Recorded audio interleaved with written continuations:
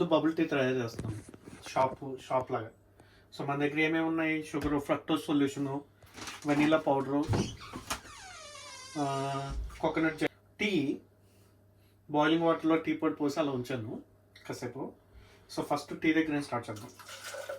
tea ఒక చిన్న cup, దాంట్లో ఫ్రెష్గా వాటర్,